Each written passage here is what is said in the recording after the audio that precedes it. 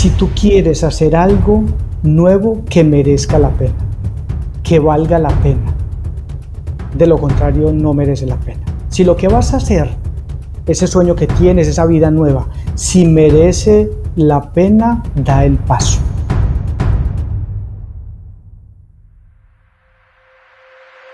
Hola, mi nombre es Manuelita Rojas, soy mentora holística y fiel creyente del poder de la mente. Cada semana compartimos experiencias enriquecedoras que pueden darle un boost de inspiración a tu día, camino y propósito. Gracias por estar acá. Te invito a darle clic y seguirnos en todas nuestras plataformas como Grateful Mind. Hola a todos, bienvenidos y muchísimas gracias por estar acá con nosotros. Hoy tenemos en este espacio a nuestro invitado Freddy Ramírez. Freddy es un investigador que nos va a contar un poquito más acerca de su vida. Él sobre todo se enfoca mucho en temas de desarrollo personal y bueno, ya nos contará más porque tiene una experiencia de vida que yo admiro mucho y que seguro a muchas de las personas que nos están escuchando, que nos están viendo en este momento, también puede dejarles muchos aprendizajes. Así que Freddy, mil gracias por estar acá hoy con nosotros.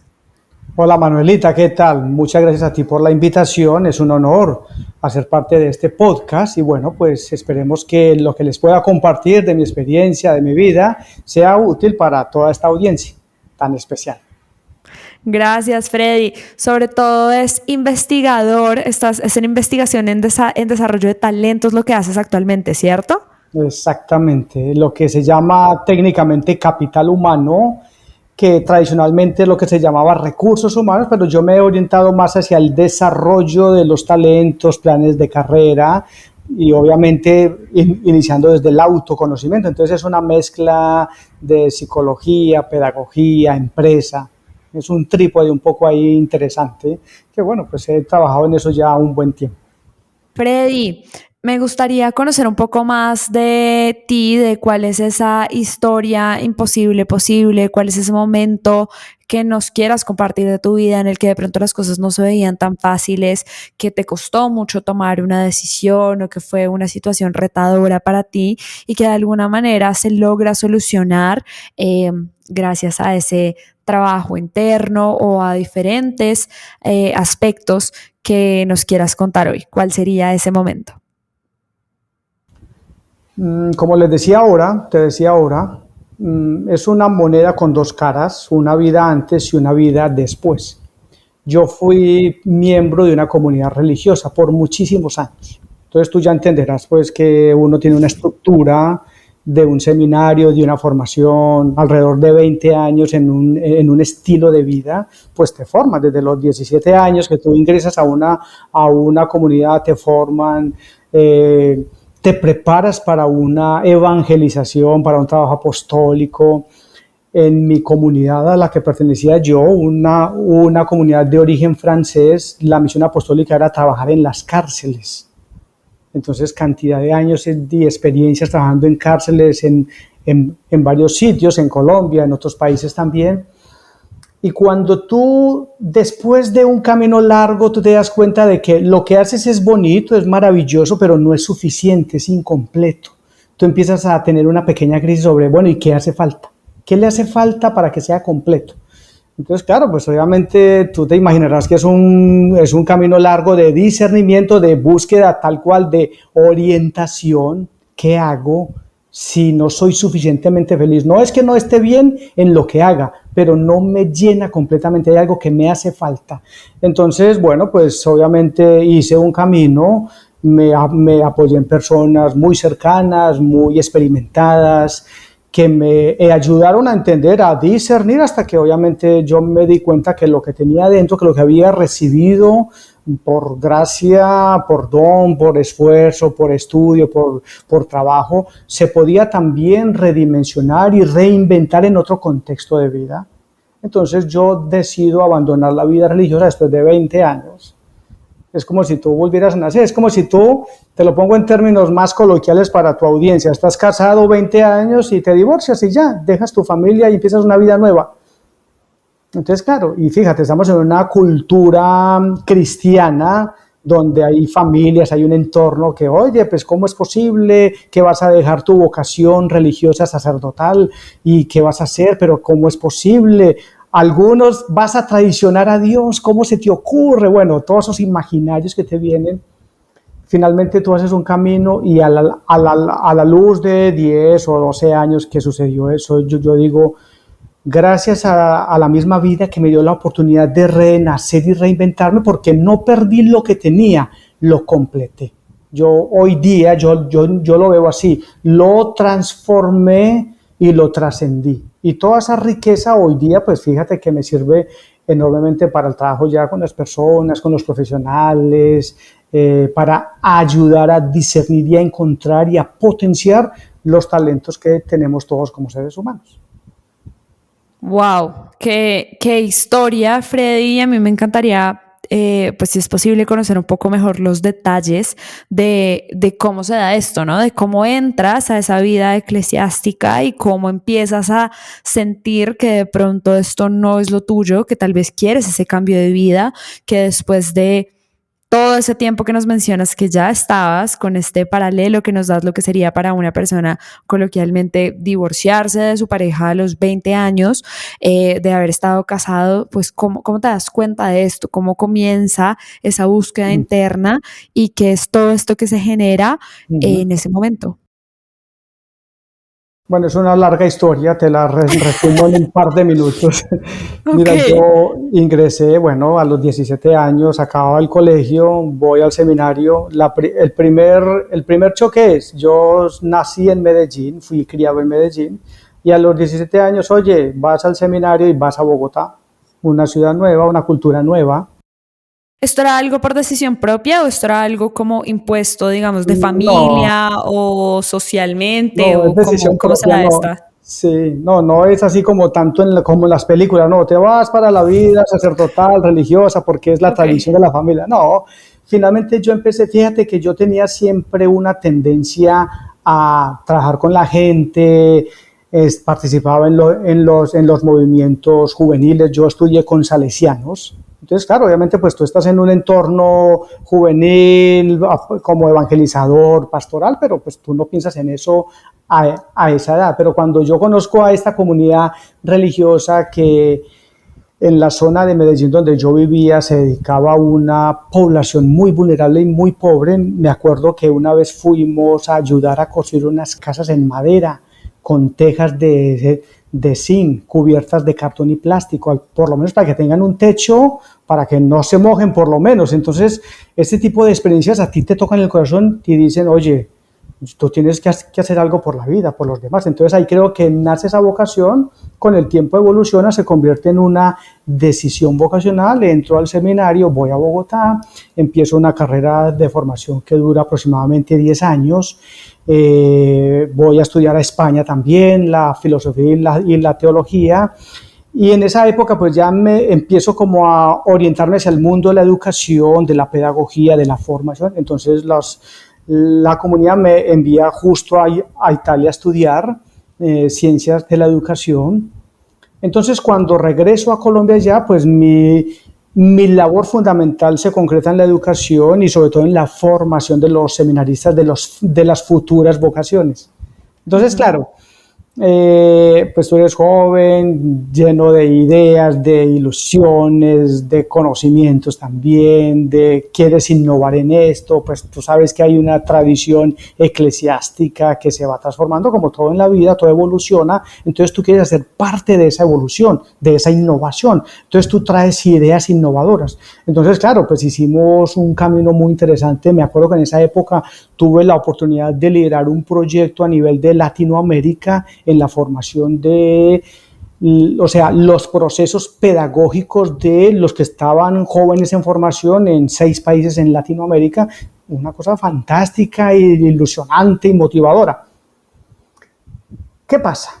Yo me empiezo a involucrar un poco en el tema de lo que se llama la psicología transpersonal, que es una rama de la psicología que tiene una corriente psicológica que se llama el eneagrama, el mapa eneagrámico de la personalidad. Es una fundamentación psicoespiritual muy interesante y yo empiezo a traducir toda esa psicoorientación en términos de formación de candidatos a la vida consagrada. Y claro, pues a la larga la novedad choca contra la tradición y yo empiezo a tener fricciones. Oye, esas ideas tuyas son un poco extrañas, no sé. Entonces yo empiezo como a entender que muchas de las cosas que quería hacer y que estaba implementando se estaban quedando pequeñas.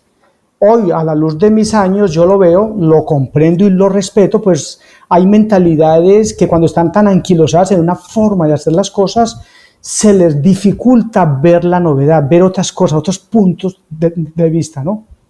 Entonces, claro, yo empecé a explorar todo este tema, a la par empecé a trabajar en instituciones de educación, de básica media y superior, compaginaba mi experiencia con la educación, con la enseñanza. Entonces, empecé a ver que mi mundo y el mundo en el que yo quería trabajar era más de corte educativo y de desarrollo de personas que más de corte evangelizador y apostólico. Entonces ahí llega esa primera crisis de cuál es mi orientación, dónde puedo yo dejar un legado.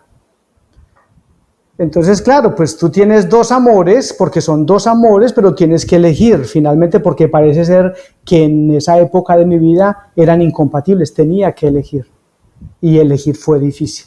Entonces finalmente elegí por la opción que me permitía mayores perspectivas, no por la que me quitaba perspectivas. Si bien era muy bonito.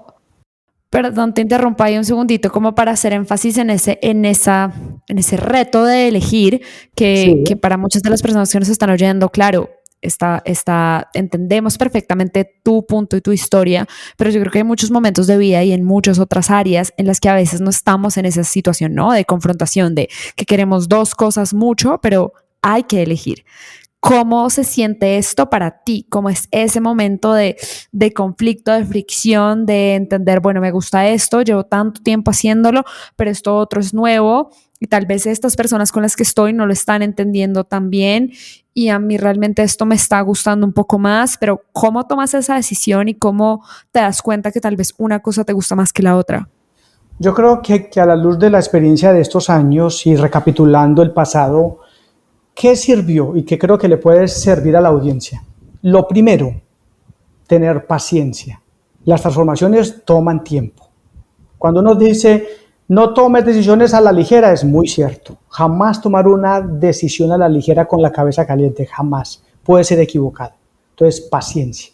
Segundo, tú necesitas encontrar y escucharte, escuchar tu espíritu interior y escucharlo con un espejo que te vea, que te haga de espejo con una persona que te acompañe, que te ayude a ver el punto de vista tuyo y el de los demás. Entonces, la paciencia que requiere tiempo y la escucha honesta de lo que llevas dentro con un partner estratégico que te escuche, que te apoye, que sea experimentado, son dos cosas muy importantes. Y finalmente, creería yo que la tercera enseñanza es: tienes que abrazar el sufrimiento, porque el sufrimiento hace parte de la vida. Tú no puedes tener dos amores, tienes que elegir y eso cuesta.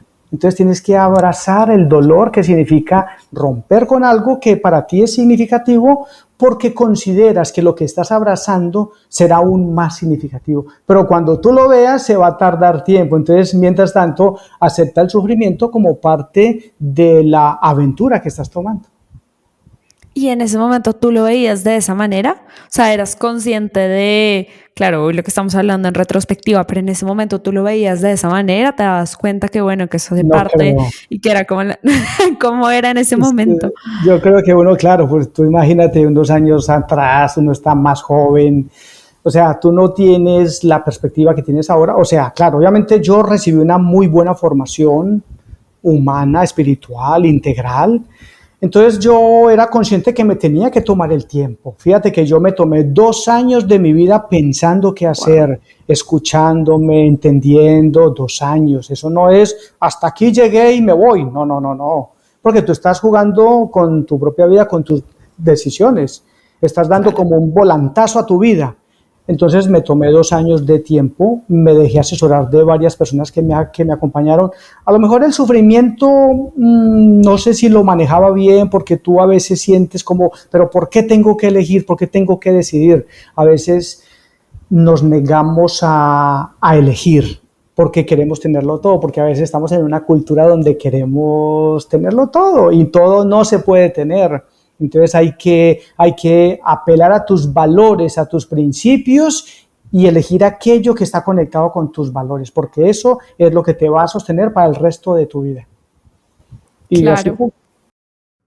¿Y esos 2 años que te tomaste, en un momento dado tú decidiste voy a darme 2 años o simplemente así se fue dando como el proceso y en algún momento dijiste, bueno, ya tomé la decisión y ahí te Sí. diste cuenta que habían pasado 2 años? Bueno, en la vida eclesiástica hay con la sabiduría que tiene la Iglesia Católica de 2000 años, pues obviamente han vivido muchas experiencias, existe lo que se llama el año sabático, donde a ti te dan un año para que te retires, te vayas a un lugar, sea con tu familia, sea a una parroquia, a un colegio, a donde tú consideres que es un lugar sano donde hagas un discernimiento. Entonces, yo tomé el año sabático, me fui. Yo en esa época yo trabajaba en un colegio en Bogotá como profesor.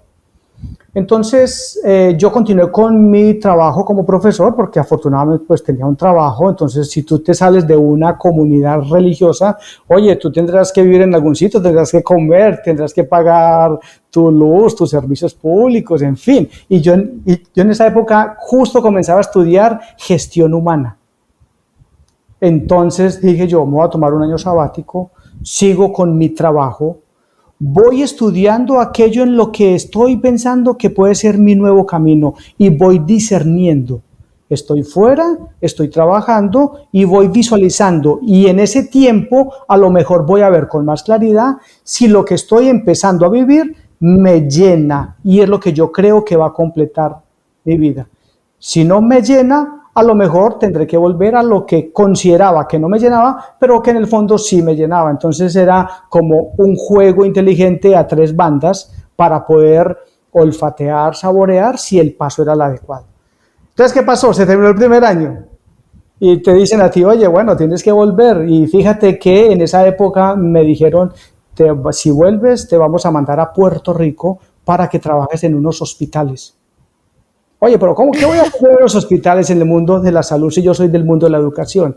¿Cómo voy a hacer yo en un hospital? Oye, pues tú has hecho un voto de obediencia y debes ir a Puerto Rico a trabajar en hospitales. Y dije yo, uy, eso está muy complejo, entonces ahí sí sería un regreso muy fuerte porque salía de lo que estaba haciendo en esa época, que era la parte educativa, formativa, de desarrollo de personas, acompañamiento de personas. Entonces dije yo, no, yo pido un segundo año. Entonces se me consiguió un segundo año ahí con mucha la negociación, esfuerzo y bueno, y ya a mitad del segundo año yo dije no, creo que esta puerta que se está abriendo es la puerta donde yo podré ser feliz, donde podré poner al servicio lo que soy, lo que he vivido y podré empezar a vivir una experiencia nueva. Y así fue. Entonces al año y medio ya dije, ya no voy más. Y comencé un proceso de salida pues del ministerio, de la vida consagrada, y ya, y se terminó. Y en ese momento que tomaste esa decisión, que ya dijiste, bueno, por acá no es, ¿cómo se siente para ti eso? ¿En algún momento te sentiste, bueno, ya nos hablaste como de la confrontación y de la negación, pero de pronto como, no sé, defraudando a alguien, o ese como, ¿por qué yo, por qué a mí? O no, como que estás ya muy decidido, te has dado ya tu tiempo y ya simplemente Yo creo ese que era es el una camino y mezcla. te sentías bien. Ok. Yo te diría que es como una mezcla de sensaciones. La primera, como tú ya te estás, fíjate que es importante aquí, tú que trabajas el tema de la focalización del mindfulness, la importancia de consolidar hábitos en tu vida, hábitos sanos, hábitos corporales, espirituales, integrales, ¿verdad? Entonces, si tú llevas 20 años en unos hábitos de vida, te levantas a las 5 de la mañana, haces tu oración, tu meditación, vas a tu trabajo, tienes una vida rigurosa porque es un mundo muy, muy establecido, muy estructurado, y al cabo de un año y medio tú ya has ido cambiando esos hábitos, yo creo que el cerebro se va recableando porque va creando hábitos nuevos. Entonces yo lo que empecé fue a integrar los hábitos nuevos. Ahí es donde ya cuando tú estás ahora en la teoría, entiendes que para cambiar, tú no cambias por voluntad, eso es casi imposible. Tú cambias tus hábitos si los reemplazas por hábitos nuevos. Entonces eso fue lo que me pasó a mí. Pues casi sin darme cuenta, hoy ya lo entiendo a nivel teórico, reemplacé hábitos nuevos y sustituí los hábitos antiguos. Entonces ya mi ritmo de vida era completamente diferente. Ya era un profesional en la educación que empezaba a hacer otro tipo de trabajos. Entonces, claro, se me facilitó la transición hacia esa vida nueva. Claro, te quedan unos hábitos muy importantes, fíjate, a día de hoy yo todavía intento sacar cada mañana una media hora, una hora de oración, de meditación, porque lo llevo dentro ya y porque sé que el trabajo integral es fundamental. El mindfulness, si lo llamamos en términos más orientales o cerebrales, bueno, como le pongamos el nombre, son hábitos de cultivo del espíritu de la vida humana. Eso yo lo conservo permanentemente y se lo agradezco a mi vida anterior, que me lo sembró, y gracias a Dios que me lo sembró, que me dio una raíz fuerte donde estoy constantemente unido a las raíces que me dan hoy cierta estabilidad en la vida, ¿no? Claro. Pues qué historia, Freddy. A mí me encantaría conocer un poco mejor. Tú en algún momento nos hablaste como de mirarte en espejo, pero como con una ayuda. Si en algún momento de esta transformación, de este cambio de vida, tuviste algún tipo de guía, existió algún plan específico que tú dijeras, bueno, tiene que ser hacia allá, yo quiero esto, o algún otro aspecto dentro de toda esta historia que haya aportado a esa transformación. Yo creo que uno de las personas que me acompañaron en este proceso me sembró una idea muy clara, que básicamente es la siguiente, y que creo que le sirve a cualquier persona que quiere dar un vuelco en su vida, y es la siguiente: si tú quieres hacer algo nuevo que merezca la pena, que valga la pena, de lo contrario no merece la pena. Si lo que vas a hacer, ese sueño que tienes, esa vida nueva, si merece la pena, da el paso.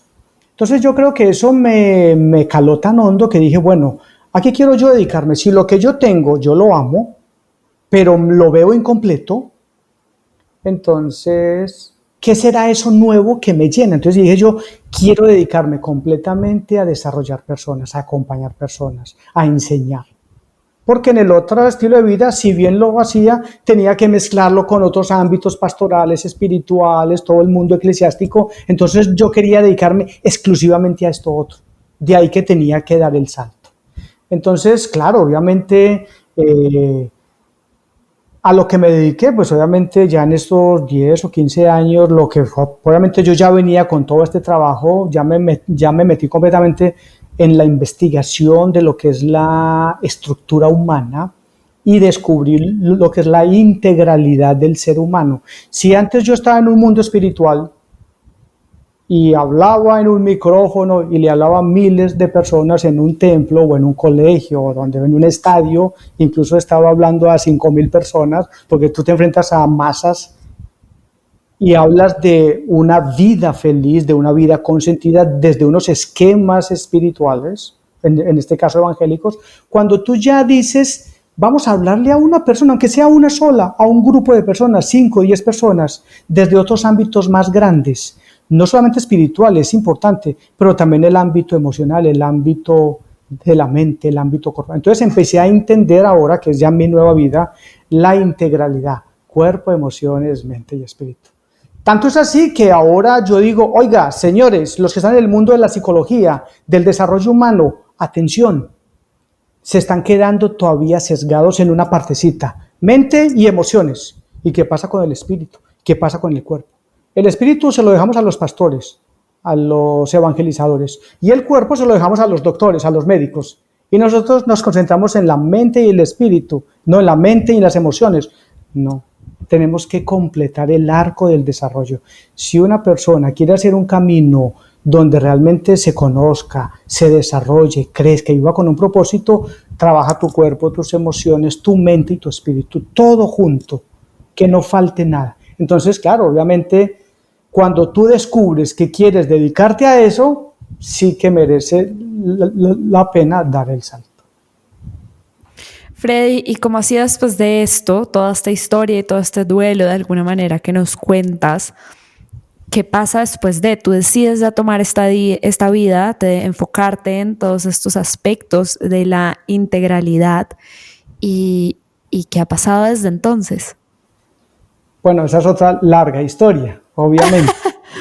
Ok. Te la cuento en unos minutos. Entonces, claro, obviamente, cuando yo ya doy el salto a otro tipo de vida, empiezo a trabajar, empiezo a estudiar, seguí estudiando, he sido muy apasionado de la investigación, el estudio, me voy más hacia el mundo empresarial, empiezo a trabajar todo el tema de gestión humana, administración de negocios, innovación, o sea, ya me salto hacia el mundo de la empresa, pero llevo todo ese mundo de desarrollo de personas con una mirada integral. Eso es un poco, una cosa un poco extraña, pero muy enriquecedora. Entonces, a nivel profesional, pues se me abre todo un mundo grande. Y a nivel emocional, pues imagínate que me enamore. Entonces, claro, me encuentro al amor de mis amores y digo, oye, ¿cómo es posible que ahora tengo que empezar a discernir si mi nueva vida incorpora una compañía o no? Pues fíjate, si tú no estás entrenado para abrirle tu corazón a una persona, es que es curioso, cuando tú has sido entrenado para vivir en lo que llamamos castidad, Dios mío, cuando tú te empiezas a otra vez a entender lo que es el amor, sentir que eres amado por alguien, que puede ser un plan de vida, eso es otro mundo, pero claro, finalmente tú ya lo vas viviendo desde la experiencia, desde la madurez, porque tú no eres un adolescente, tú estás curtido ya con la experiencia de la vida, entonces claro, pues ya lo vives de otra manera y efectivamente, entonces se me abren dos caminos del amor, de la pareja y del trabajo. Entonces a nivel de amor, pues imagínate, pues doy el paso. Entonces a los 2 años ya me enamoré y claro, obviamente porque cuando tú dices ya no podemos ya perder el tiempo porque tú vas creciendo en años, entonces ya es momento de vivir en pareja, entonces ya me voy a vivir con mi novia compañera y luego ya me caso por lo civil y después ya me caso por la iglesia, entonces claro, pues eso es todo un camino, entonces fíjate, es una vocación que se recrea, se regenera, que no pierde la esencia que lleva, pero que se viste con otro traje de novia, o de novio en este caso. Freddy, y ese paso, bueno, ya nos cuentas un poco de cómo es en el ámbito profesional, de ese espacio que te regalaste a ti, de lo que empezaste a estudiar, pero ya en la práctica, ¿no? Ya pasar de esa teoría a la práctica, empezar a trabajar. Vuelvo al cómo se siente, porque de alguna manera creo que es muy importante todo eso que pasa adentro, ¿no? Y no solo lo que se ve afuera. Entonces, hay miedo, seguridad, de alguna manera, como que ese formación que ya traías te permite desarrollar, claro, nuevas habilidades, pero al final es un campo totalmente distinto y supongo que algo similar pasa en este ámbito pues amoroso y personal también, ¿no? De algo en la cabeza que tenías muy establecido que pues que ya no era para ti, de repente abrirte a que sí, es una cosa, pero ya dar el salto y hacerlo, de irte a vivir con tu novia, por ejemplo, de decidir casarte, de verlo como un proyecto de vida, ¿cómo se siente en ese momento? ¿En algún momento te generó duda? Yo creo que se siente como una caminata ecológica. Tú vas subiendo la ¿Cómo así? montaña, vas Ok. subiendo la montaña y cada paso que vas descubriendo algo nuevo. Tú no sabes qué te vas a encontrar, tú simplemente vas disfrutando el camino. Esa ha sido mi filosofía de vida. Y creo que ese ha sido el regalo que Dios me dio. Yo entiendo hoy día que Dios me permitió vivir mi pasado para vivir lo que vivo hoy día y compartirlo con las personas con lo que lo comparto día a día. Entonces yo lo veo como una caminata ecológica y creo que la vida es así. Entonces ¿Tú cómo vives una caminata ecológica? Si más en una montaña, tú te cansas, te fatigas, bebes, tomas agua, te comes algo, sientes que los músculos queman, pero disfrutas, tomas fotografías, ves la naturaleza, o sea, es un camino que lleva todo eso incorporado. Claro que hay temores, pero no son temores ya atrapados en el qué dirán, en que si no funciona, no, si la vida es más sencilla, por favor, es mucho más sencilla. Tu, tu indicador eres tú mismo, tú no le tienes que rendir cuentas a nadie porque tú eres tú mismo y tus circunstancias.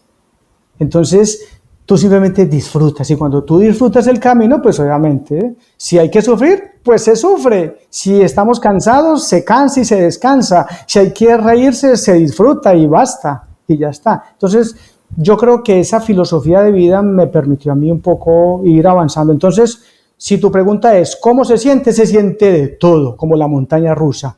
Subes, Ok. alegría, adrenalina y bajas, dudas. Y claro, obviamente a nivel profesional yo me tuve que reinventar tremendamente. Cuando tú empiezas también el emprendimiento, bueno, tú vas a acompañar talentos, tú vas a hacerte una plataforma educativa, he hecho una plataforma educativa, tú vas a empezar a grabar tus contenidos, empiezas a entrar en el mundo de la tecnología, tú vas a empezar a acompañar procesos, pero cada persona es tan diferente, o sea que una receta no le sirve a uno, al otro, a la otra, es muy individualizado. Entonces, tú empiezas a cada día a luchar contra tu propio sueño, contra lo que quieres tú lograr. ¿Qué significa eso? Pues que hay días en que no te alcanza el tiempo, hay días en que estás desorientado, hay días en que quisieras hacer más cosas, hay días en que no te sale bien. Y bueno, pues eso es. ¿Cómo se siente una montaña rusa, una caminata ecológica?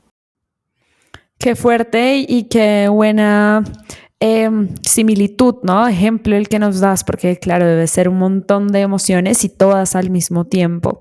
Freddy, si yo te preguntara en este momento, ¿qué le dirías a ese Freddy del pasado? ¿Qué consejo le darías para atravesar toda esta caminata ecológica, toda esta aventura de vida?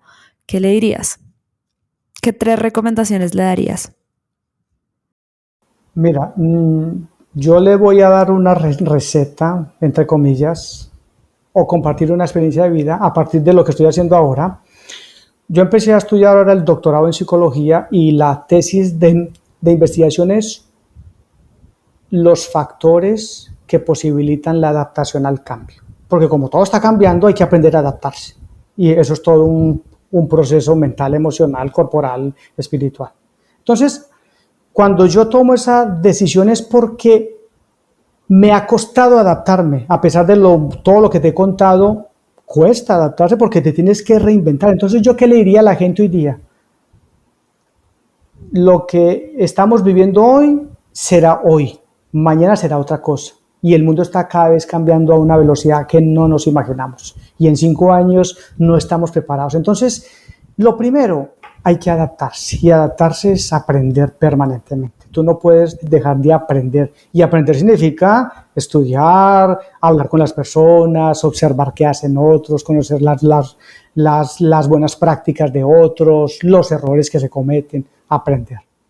Segundo, el principal activo es el tiempo. Yo hoy digo, oye, yo estoy un poco tarde ya, he vivido tantas cosas, pero voy tarde, yo creo que voy tarde. Si yo hubiera empezado antes, pero digo yo, bueno, pero si hubiera venido antes, a lo mejor hubiera empezado de otra manera, porque no traería este equipaje que traigo ahora. Entonces, bueno, pues una sí otra. Entonces, el tiempo. Aprender, no desperdicies un segundo, porque es que el tiempo se va muy rápido. Y el tercero, disfruta el camino.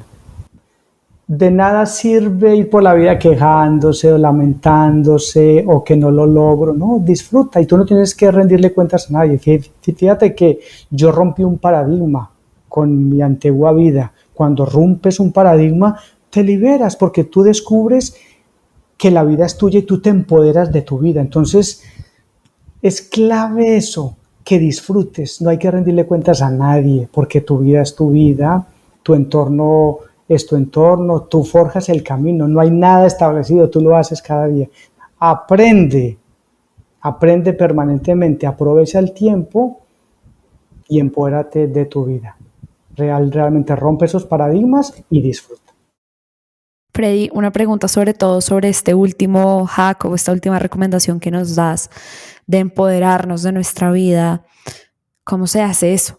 ¿Cómo logras romper todos esos paradigmas, como en tu caso lo fue, para darte cuenta que al final tú sí lo puedes hacer y tú eres el que forja ese camino? Porque eso suena muy lindo en el papel, ¿no? ¿Cómo? Y en tu caso que ya lo hiciste, pues buenísimo. Y que seguramente, bueno, después nos contarás, es un paso a paso y un día a día. Pero ¿cómo se hace esto? ¿Qué herramientas nos puedes dar para llegar a algo así? Mira, yo creo que me ha servido tener un mapa. Yo soy muy enamorado de la psicología integral y mezclo diferentes corrientes psicológicas. Una que me sirve, que es una de las utilidades, es el mapa eneagrámico. Investiguen sobre el eneagrama, es muy poderoso. Hay mucho en redes sociales. Pero no como psicología de es que tú eres un eneatipo, este es tu tipo de personalidad, tú eres así, así, así. No, porque cada uno es un mundo, es un mapa. Cuando tú tienes un mapa, les pongo un ejemplo, en Bogotá tienes un mapa, tú sabes cómo ir de un lugar a otro. Tener el mapa ya es una ventaja. Entonces, el haber investigado más de 15 años en estos mapas del desarrollo humano me ha permitido hacer mi propio mapa. Fíjate que si lo miramos, existen desde el eneagrama, hay 9 tipos de personalidades. Entonces, si tú haces el mindfulness es interpretado de diferentes formas por 9 formas de aprender, de vivir, de introducir. Entonces, cuando tú tienes esos 9 tipos, si tienes todo el mapa eneagrámico, unos instintos, tú tienes 27 mapas, por hacerlo corto. Yo me hice mi propio mapa y el mapa me da una seguridad porque yo voy creando hábitos, yo ya voy haciendo un mapa. Es como cuando tú vas al gimnasio, te haces un mapa de entrenamiento, una rutina y la vas ejecutando. Tienes cantidad de ejercicios, de rutinas, las vas ejecutando. Cuando tú vas al nutricionista, te haces todo un menú para un mes, ya tienes un mapa. Asimismo, cuando tú quieres vivir tu vida con sentido, tienes que tener un mapa. Y el mapa te lo da el arte de la psicología, de la pedagogía, de tus valores, tus principios. Entonces, ten el mapa y empiézalo a recorrer. Basta. ¿Que te vas a equivocar? Claro, que vas de un sitio de Bogotá, vas a otro sitio, oye, que me metí por el camino equivocado, que había un trancón, que hay mucho tráfico, que empezó a llover, me voy por otro lado. No pasa nada. Lo importante es que llegues. El mapa es la solución. Para mí ha sido lo que me ha ayudado.